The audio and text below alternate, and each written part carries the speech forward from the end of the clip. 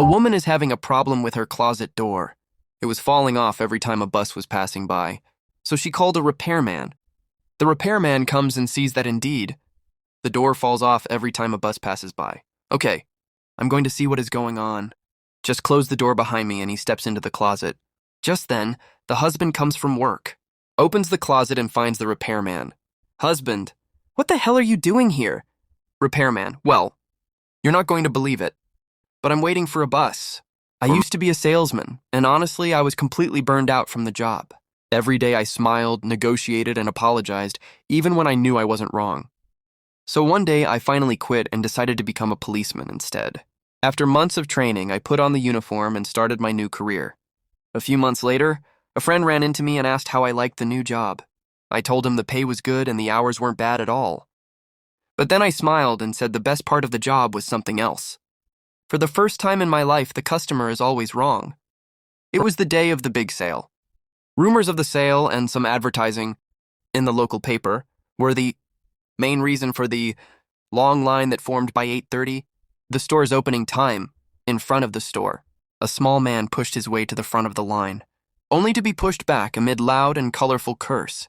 On the man's second attempt, he was punched square in the jaw and knocked around a bit, and then thrown at the end of the line again.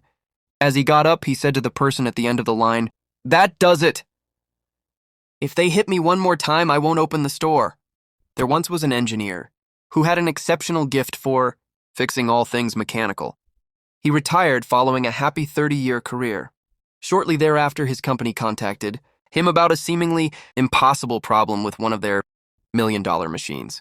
The engineer reluctantly took the challenge. After spending a day studying the huge machine, he marked a small X in chalk on a machine component and proudly stated, "This is where your problem is."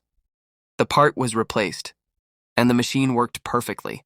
The company was astounded to receive a bill for $50,000 from the engineer for his service.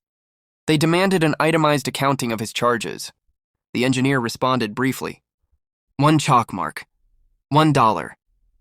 Knowing where to put it, $49,999. I still remember that interview like it happened yesterday. I was sitting across the table, palms sweaty, heart racing, trying my best to look confident while my knees were practically shaking under the desk. The interviewer leaned back in his chair, glanced at my resume, and asked the question everyone dreads, "Tell me, what is your greatest strength?" I hesitated for a moment and decided to be honest. I said, "Sir, I'm a little bit shy, but would you like my honest answer?" He smiled and replied, "Of course. I expect nothing but honesty from my staff." That gave me a bit of courage, so I took a deep breath and said, "Sir, my greatest strength is my wife." The room went quiet for a second, and then I saw his expression change. He looked impressed, almost touched. I could tell he was thinking I was a loyal family man, someone grounded, someone who valued commitment and stability. In his eyes, I could practically see myself already fitting into the corporate culture, shaking hands with the team, maybe even getting that job offer call. Encouraged by his reaction, he leaned forward and said, "All right then. One last question before we wrap up.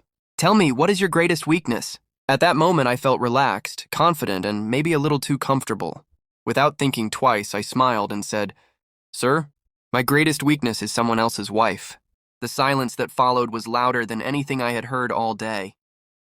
For more funny stories, like and subscribe to Happy Life.